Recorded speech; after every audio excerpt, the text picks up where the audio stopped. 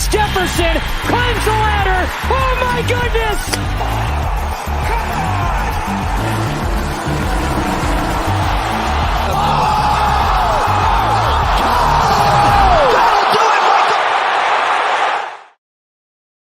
Welcome one, welcome all. Another preseason extravaganza today. After Thursday's two-gamer, then Friday had a nice slate. Yesterday was awesome as well, and now today, to cap us off for the week, we have a two-game slate with four teams here. We got the Saints, 49ers, Raiders, and Chiefs on tap today. We also had a big winner yesterday. We had Talon.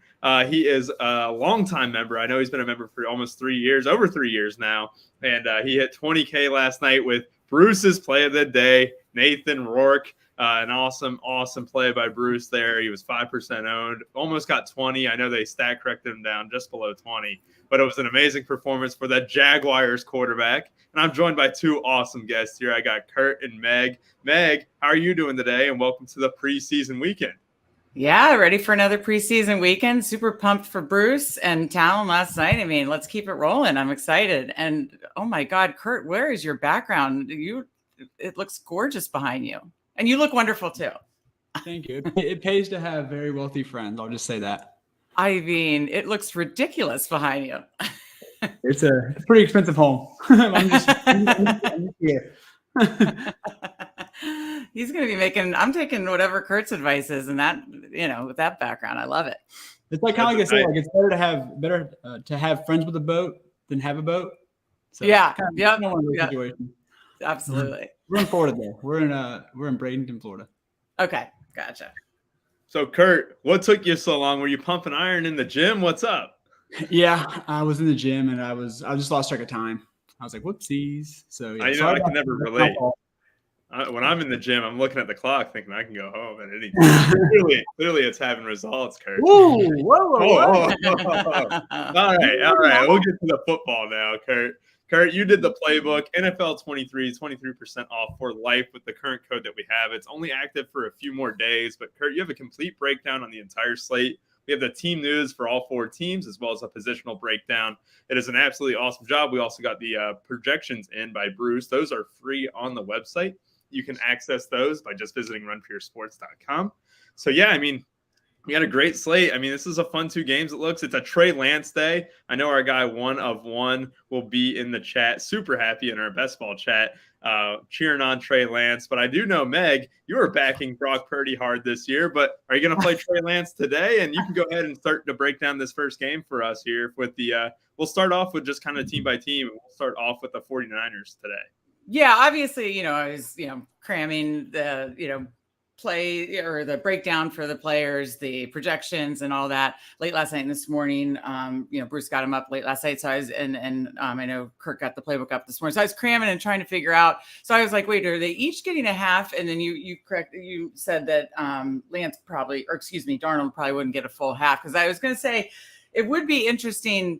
Lance is going to be chalk on the slate. I assume everybody's playing Lance today, but for good reason, right? I mean, obviously he wants to put a lot out there and show a lot, and his floor ceiling combo, with that rushing ability too, obviously makes him the most attractive play on the slate. So it's hard to get away from it, but in the big tournament, I can see if you did want to pivot somewhere else just for like an ownership leverage.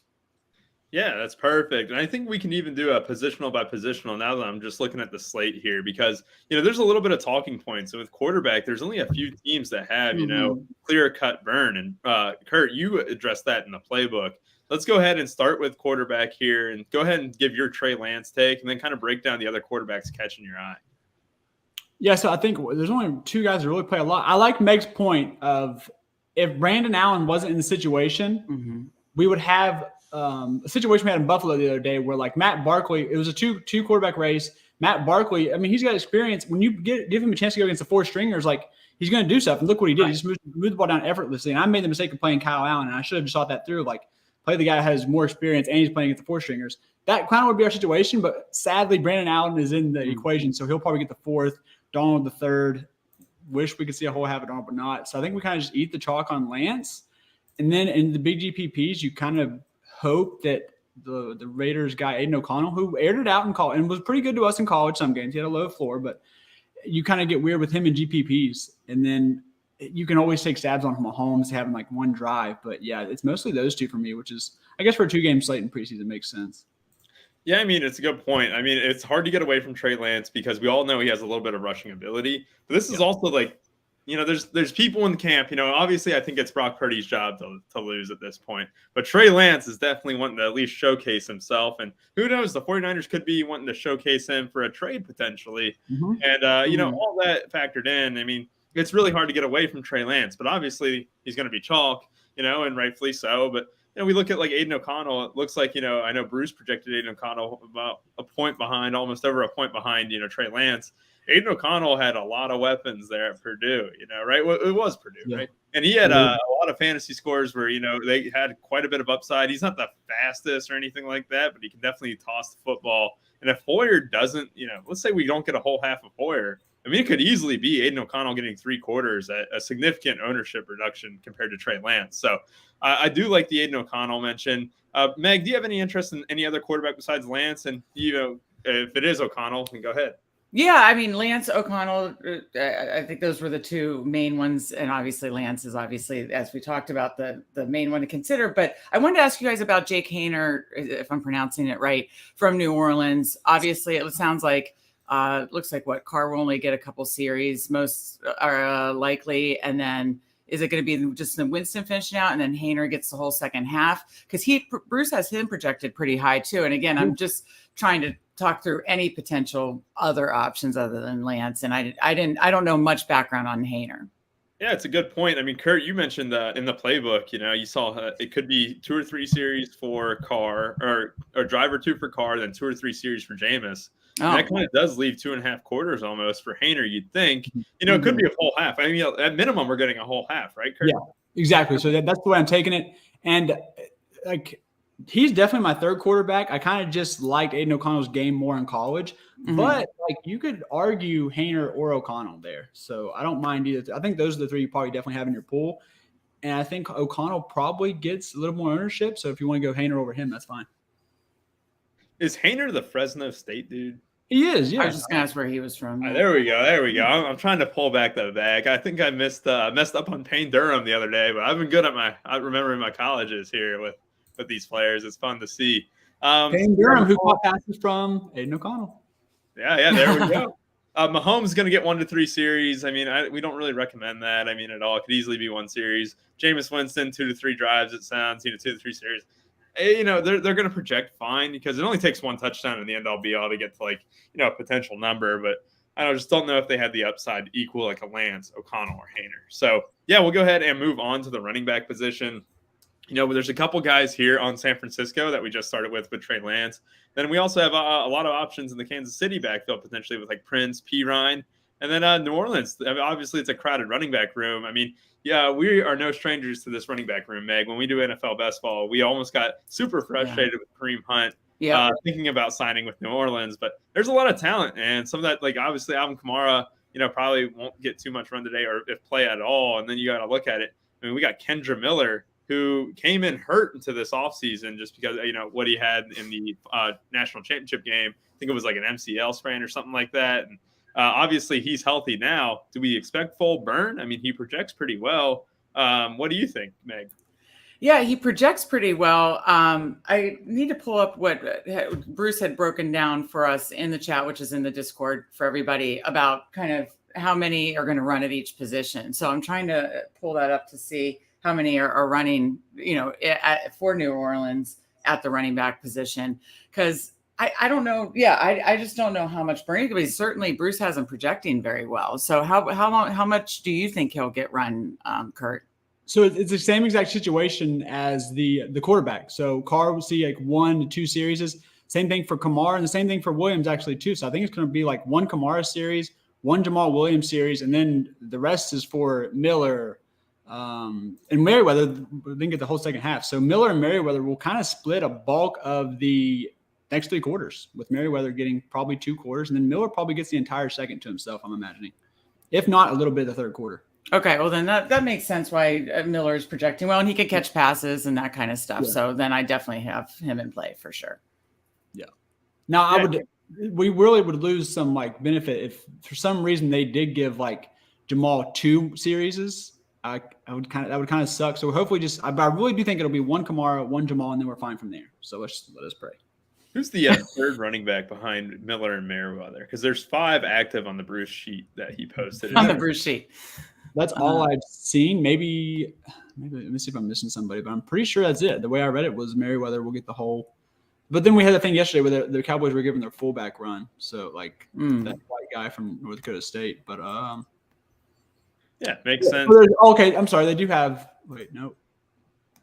Yeah, we can go ahead and move on to a different backfield too, and then come back to that a little bit later. I mean, obviously Kansas City with Deneric Prince, he's an undrafted free agent. He got some buzz in the best ball streets a little bit with this whole news, which I thought was absolutely stupid behind Pacheco and McKinnon, and then even Clyde Edwards-Helaire. But yeah, this is going to be something where it's interesting. I mean, obviously Bruce really likes Clyde Edwards-Helaire today. He is the top projected running back. Meg, what are you doing with CEH? And do you have any interest with a guy like Prince or even a guy like P. Ryan? I probably have, even though Bruce has CH projected high, I probably would have a little more interest in Prince, and he has him projected pretty high as well. So I probably have a little more interest in him just because he's, like you said, the undrafted guy that they probably want to see more from. And so I definitely probably have more interest in Prince out of the 2. Yeah, that makes sense. I mean, I'm looking at, some of the notes here and stuff.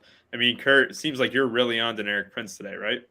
Yeah, I definitely see Bruce's reason for CEH. It's just I'm a sucker for not knowing how much they want to see of him because, it's CEH. But, when I was on the playbook, I was a little scared. I was like, man, if they, for some reason give him extended run, I'll be so sick because we've seen that.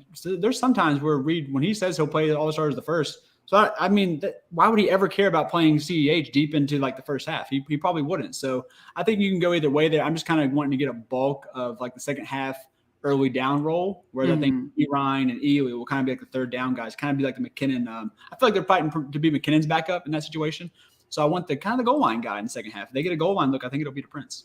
Yeah. You want me to kind of go against that, Kurt? I'll say this. CEH is the backup behind McKinnon. I don't think CEH has a role in this offense as things currently stand. It's going to be Pacheco and McKinnon's backfield. CEH got to provide value. Contract year. I mean, obviously preseason doesn't matter really at all. I think he's more Pacheco's backup. What?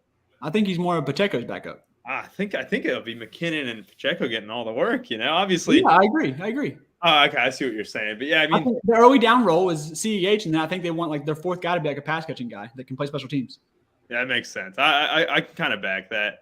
Obviously, CEH has had an underwhelming career after being drafted. What was it, the tail end of the first round that year? He's drafted too high to begin with. Joe Burrow made him. Justin Jefferson, Jamar Chase. What an offense. Terrace Marshall Jr. too. But yeah, no, it's something to monitor. I mean, I know a lot of people, have different opinions on CEH too. I still think he's a decent back, but obviously, when Pacheco comes in and wins the Super Bowl, McKinnon catches 9 touchdowns last year. His role, he's got to be fighting for his life. So that's kind of why I like him a little bit. But obviously Prince and P. Ryan are definitely going to be 2 that, catch my eye. We'll move on to the 49ers backfield. So this is an interesting kind of positional battle with Jordan Mason and Tyrion Davis-Price. So these are 2 guys that you noted in the playbook, Kurt. And you also have, Kalon LeBourne. So, yeah, you have Marshall graduate, baby. Yeah, I'll kick it to you first, Kurt. You seem so excited. What do you see in this San Francisco backfield? It's not that deep, okay? And like I mentioned in the playbook, you want this system, guys. Kyle Shanahan runs this very, very complex running scheme system that's it's just going to have the 4-stringers so pissed off. They're pulling guys. And as a former offensive lineman, look, it's very complex, but it's not – I don't want to say it's easy to learn, but these guys are able to pick it up in camp. So it'll be hard for the defenses to kind of be – dealing with all these pullers and stuff, but the offensive line is capable of picking up and knowing the system already. So it just makes these running backs so tasty to have because they're just going to get 4 yards, just much more easier than some of these other running backs do on teams. So I want a little piece of everyone. Laborn, probably, if I take my bias out of it, probably the last in the pecking order. I want the kind of guys that are already established, like Mason, Davis-Price, stuff like that. But I think you want to mix and match if you're MMAing all these guys. I don't mind 2 in each lineup. Not that you have to, but I wouldn't hate that. Yeah, and I just want to add on, like Jordan Mason seems like he's having a great camp and looks like the clear option behind McCaffrey and Mitchell. Meg, I mean, we're obviously on Mason just a bit in best ball. I think I have like 10% or something, just a stack behind the oft injured Elijah Mitchell. But Meg, what are you doing with the San Francisco backfield? Well, I'm definitely in lockstep with Curtin. When I was reading over his playbook notes, I totally agree. I mean, Shanahan's running back it is just such a system offense, like plug and play. You know, you can make anybody kind of a star. And I believe you could make any of these guys like a star today in preseason. I definitely think I'm going to be having at least 2 San Francisco backs in my lineups. Like, I think that just makes sense. Like, didn't Talon win with 3 Cowboys backs yesterday, by the way?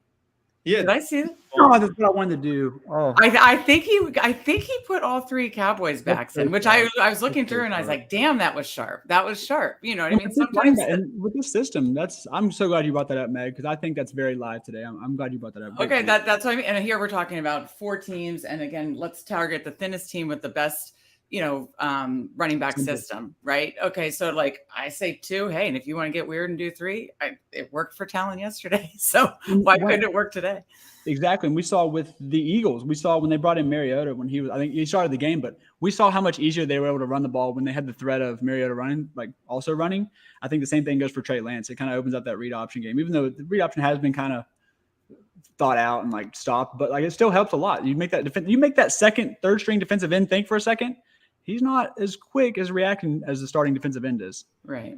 I just looked it up. Malik Davis, Rico Dowdle, and Deuce Vaughn were all in the winning. Exactly. I did not notice that. I mean, a lot of it. I mean, I had to do a little bit of the pass catching ability that Rico Dowdle showcased, and obviously Deuce Vaughn came in, and he actually did look like the second generation Darren Sproles, because Darren Sproles is also the Kansas State background. They're both a little bit small, but they're both really, really good producers. I mean, obviously Deuce Vaughn was an absolute stud at Kansas State, someone that we always locked. But that's yesterday's slate.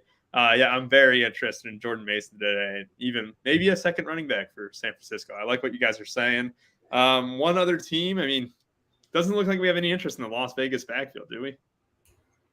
Not much that I mean, like, it's just we need some clarity on like if anyone's going to be out and stuff. And even then it's pretty deep. So unless we get some kind of weird news, I'm going to be mostly it seems very deep. How much run should Zamir White get?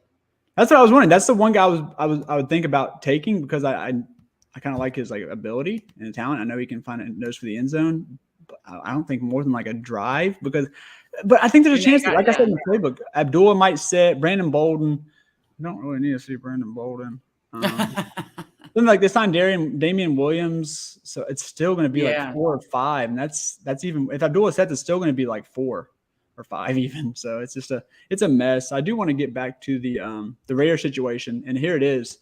I had their official depth. I'm sorry, the Saints situation. I had their official depth chart. It's Kamara, Williams, Kendry Miller, Kirk Merritt, Ellis Mayweather, and then they have 2 fullbacks listed, which are Prentice and Vargas. So let's avoid them. Let's take out Kamara and Williams. They're out the first 2 drives. Then we got Miller, Kirk Miller, Ellis Mayweather. Okay, now let's kick out Kirk Merritt too, because Mike Triplett tweeted it's unlikely we see him in Sunday's preseason opener, which leaves after Williams and Kamara come out, it's Kendry Miller and Ellis Merriweather. I mean, it seems like Kansas City and San Francisco have the thinnest running back situations. Well, now the Saints, because if Kirk Merritt sets, like this guy is saying that. Oh, that's true. Yeah. So the biggest avoid situation would probably be avoid the Raiders. Right. And then Kansas City, the thing is, they don't have Ely listed, but we think CEH plays a lot. Let's go through and talk about that real quick. I'm sorry, Rubes. Oh, go ahead. So we got the first 2. God, let me pull I freaking have these other 2 teams pulled up on their depth charts.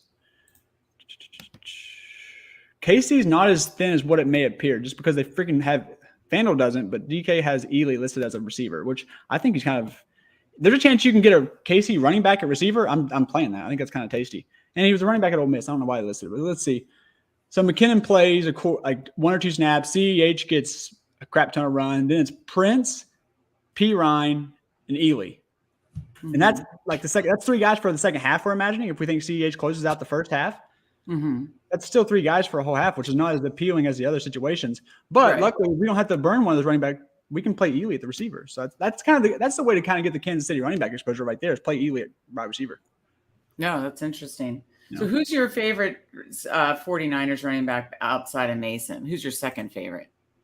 Is it Davis Price? I think it has to be Davis Price because he's been in the system, and I feel like that's kind of key for the Shanahan running backs. Like they kind of know what holes to see. They kind of know how it's going to part when these guys pull, stuff like that. We didn't really do much pulling at Marshall, so Laburn, he's explosive. It might not matter, and the guy can easily make reactions. But it's a big stage. You might be nervous.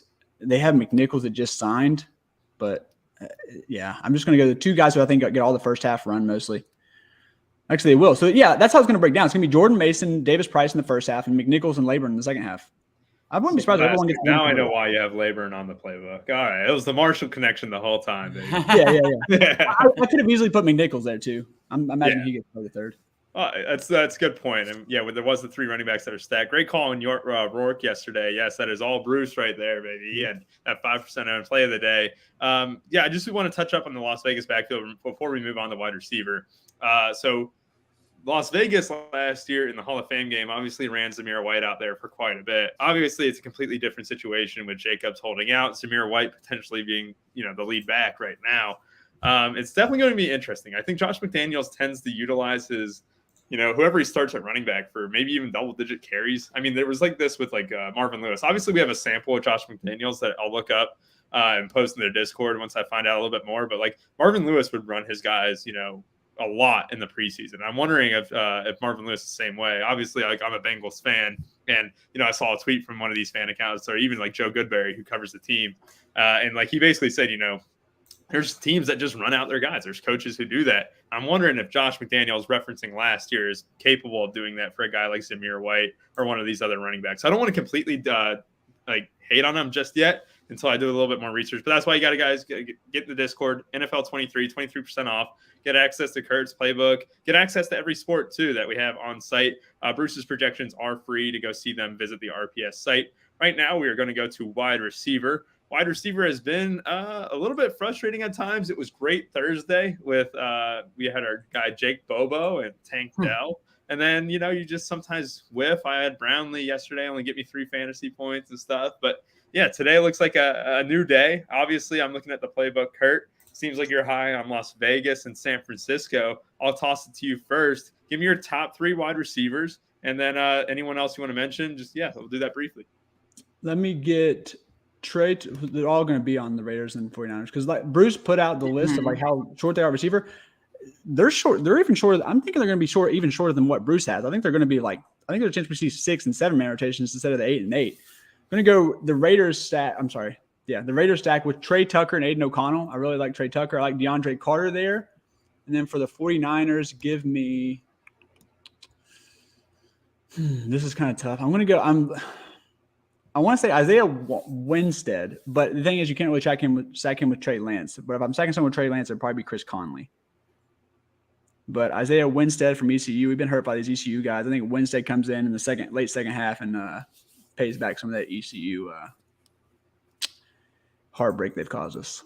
Well, Keaton Mitchell ran a touchdown yesterday, and that was called back by holding. And then I had Isaiah Spiller too, who had a 71-yard touchdown called back yesterday because of holding. So I had 2 touchdowns, 2 long touchdown runs called back by holding, Kurt. And so I don't want to blame Keaton Mitchell. I don't want to blame the ECU guys. And I like Isaiah Winstead. You talk about a target machine in college.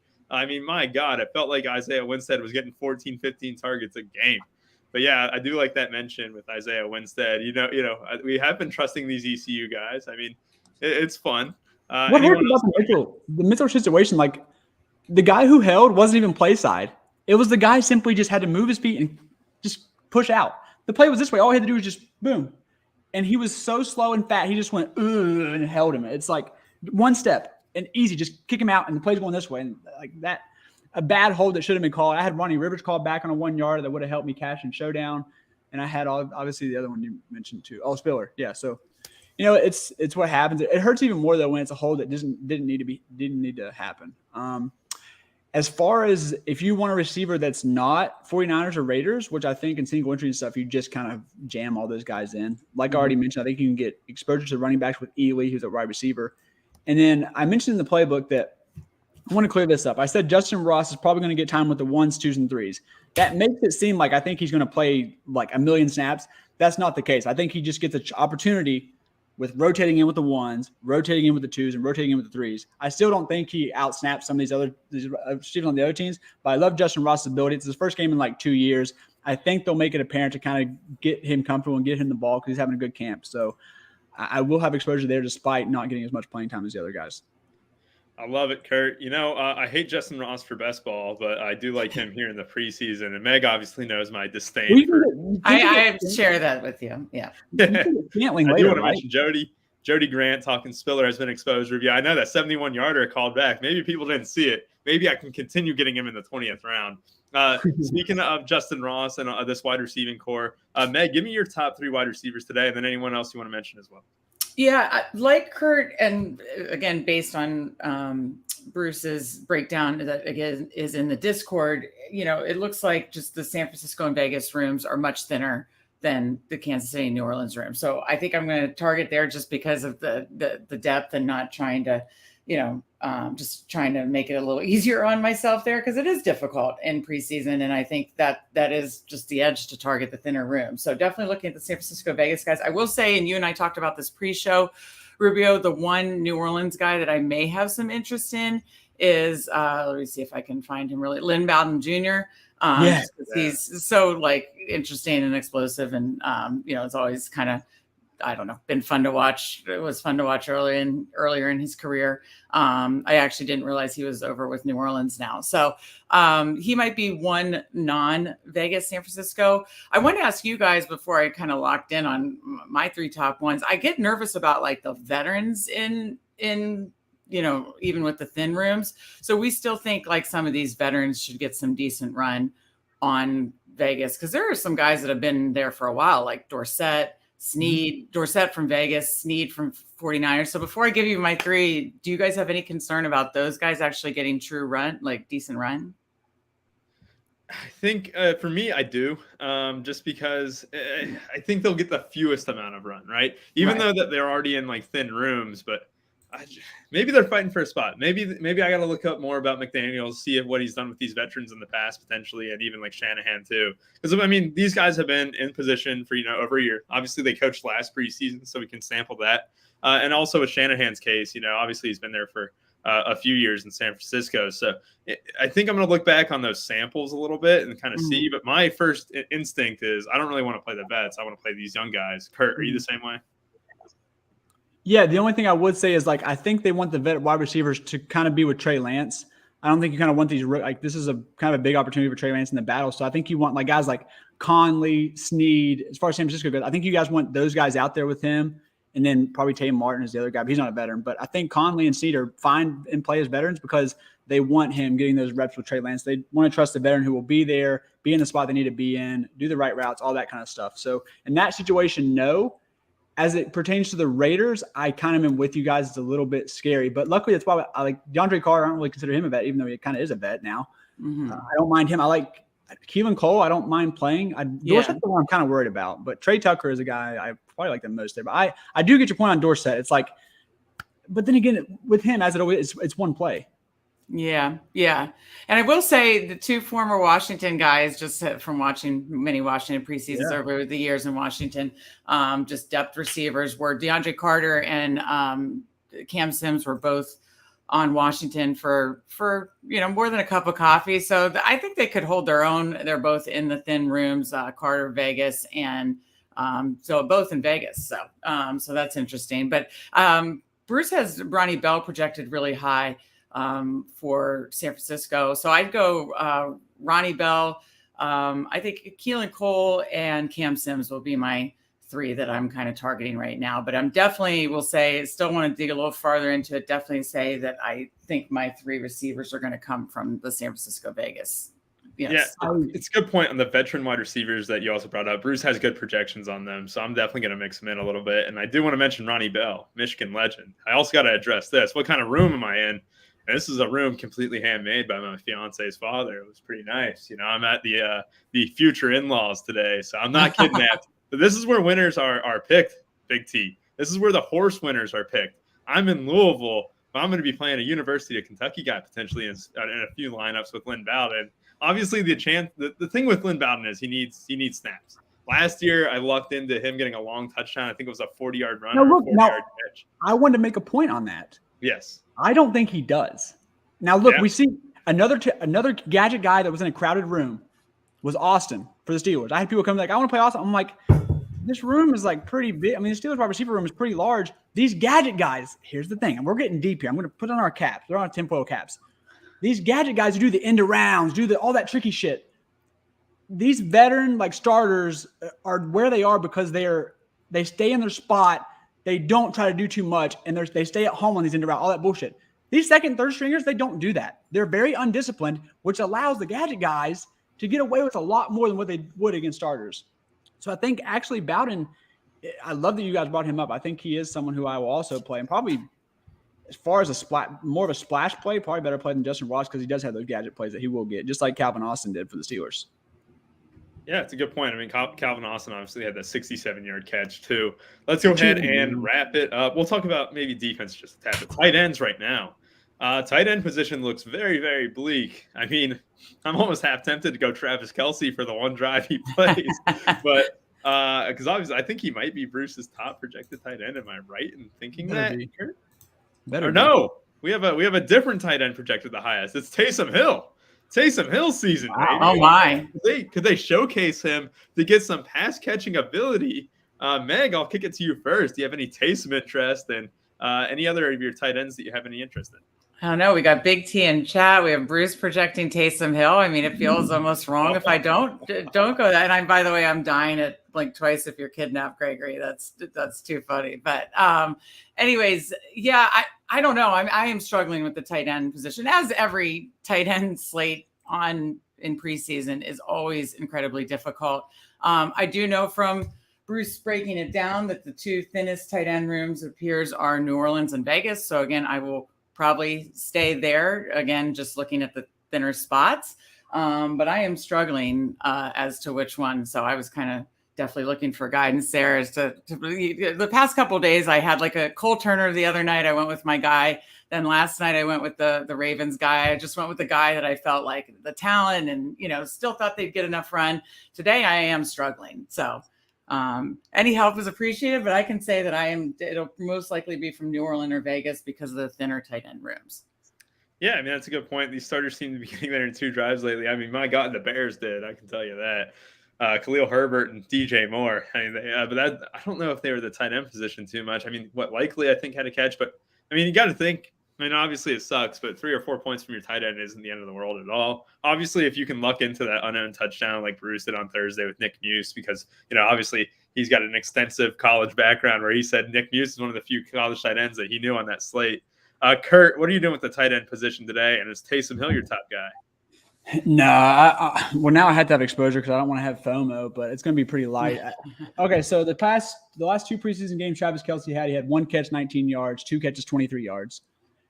Based off y'all who have played preseason, if you could take 4 points and let's say 3 points, 4 or 3 points aren't you just taking that and running? Not to mention the fact that he's not scored the past 2 preseason games on the first drive. So I think that's very live. I think you just kind of take Kelce and run. And behind him, though, I would target the other Kansas City guys who were in the system with too, like Kendall Blant and even Blake Bell. And then after that, then we go to the Las Vegas room, which I think only has 3 guys. And Jacob Hollister will be my favorite guy because he's the better receiving back out of that situation they got. Yeah, it makes sense. I mean, I'm thinking I'm taking 3 or 4 points running from whoever I play. Yeah. Yeah, I mean, that's a good point. I think Taysom's definitely going to be in my mix. I just think that they want to showcase him as a wide receiver, as a receiver today, rather than just a gadget guy who comes in. I don't think he'll get any run plays or anything like that, but I could definitely see a couple catches his way. Just catching up rants. I was gonna say, maybe just take Taysom or Kelce and move on. I can't really say that I'm excited to play Blake Bell or JP Holtz. So yeah, that'll definitely be the case. Will the Niners play Darnold much? Doesn't seem like he'll get more than a quarter in the second half. Sounds like Lance will get the entire first half, and then Darnold and Allen will split the fourth quarter or the second half. Moreau. I mean, that it's a crowded tight end room for the most part. Just give me the one with the most talent and Taysom Hill. I do get why you'd be interested in Moreau, but he's still got Juwan Johnson there, Jimmy Graham. I mean, my God, Jimmy Graham's so dusty and he's still there in this rotation a little bit. It's going to be frustrating. We'll go ahead and just touch up on your favorite defense today. Meg, you can go first. Not many choices, though. Yeah, I mean, it's tough. I mean, I usually just lean into, I know 49ers on the slate, like, the best like starting defense, and then assume that their depth is kind of also one of the better too. So I would probably just go 49ers. But then you also want to, obviously look at which quarterbacks are the defenses playing. And so, diving deeper at that, I'd have to see like the depth, analyze the depth a little more to decide, like, could there be like a big edge of just the crap quarterbacks that a defense could take advantage of? So from a talent perspective, probably San Francisco. From which quarterbacks they're facing, I'd have to dig a little deeper there. I got you, Meg. Give it to me. What is it? Hold on 1 second. Oh, the freaking Chiefs. The freaking Chiefs get to play against Jameis Winston and then get a whole half of Jake Heiner. Okay. Are you kidding me? Jameis and Jake Heiner? Oh, my God. Okay, 49ers or Chiefs then. There you go. I'm with you. And yesterday, I played the Jets defense just because they have like a defensive-minded coach, and that worked out too there. So, I'm with you on the 49ers, even though Shanahan's not a defensive guy, but they got that good defensive system in place. Yeah, Big T just tweeted out that he's got Chiefs plus 1.5. And I do want to mention, because I think the 49ers will be the major chalk at defense tonight because they are -4. Like, they're the biggest favorites on the slate. Everyone's going to be playing like Trey Lance, so it's just easier to not go against your quarterback. So it almost like completely rules out what the Raiders for the most part, right? Not many people want to stack against their defense stuff. There's a good way to get leverage. I mean, we saw the Falcons get 32 points, completely unowned. What was it? Friday? So, I mean, defense is volatile, obviously. I don't really love playing the chalk option, but obviously the 49ers are good plays. I mean, they're 4-point favorites. That's the lower total of the two games. But I think I might try and get just slightly different with the Chiefs. I mean, they'll still be pretty chalky, though. But I like that. Yeah, we'll go ahead and give our plays of the day. I mean, this has been on fire. I'll say it. Jake Bobo Thursday, D. Eskridge Thursday, both in the winners, Kurt. Then we had Nathan Rourke yesterday. Obviously, Nathan Rourke went absolutely off, guided me to a little bit of a min cash, saved my lineup. But yeah, we have a little bit of fun today with two games. Rico Dowdle in the optimal team. Rico Dowdle caught a lot of passes too. So plays of the day, Kurt, you kick us off. Who's your play of the day? I'm going to go Mr. Trey Tucker. From UC, baby. There we go. And then I'm going to add two bonus ones. I like Travis Kelce as well. I think he gets a touchdown in the first drive. And Chiefs D. Play the guy that's playing against Jameis Winston. Play the D against Jameis Winston. All right, Trey Tucker's your official one. So, Meg, who is your play of the day? I have kind of a bonus too. I'm going to 49ers running backs. I'm going Mason and Davis Price, and those two are going to be in the lineups together because I really like that double 49ers running back situation. Like Kurt said, bet on the system. Let's try to run it back with what our guy did yesterday, playing 3 Dallas running backs. That was genius. So I like it. You saved yourself. I was like, oh my goodness, we're just giving out bonus plays for the people. But I do like that you mentioned pairing them into the winner. I'm going with a guy who never disappointed in college on a team that I hated for the most part. I really did hate Michigan. I still do. I mean, I can't believe I just said Michigan as an Ohio State fan, but I'm going Ronnie Bell as my play of the day. Bruce's projections are obviously a little bit reliant on that, but with a thin wide receiving room, I think Ronnie Bell kind of racks up some fantasy points, easily gets 3 or 4 catches today. So there we have it. Ronnie Bell, the pairing of Jordan Mason and Tyrion Davis Price. And as far as Kurt, you have the one and only UC's own Trey Tucker. Everyone have a great rest of your day and good luck.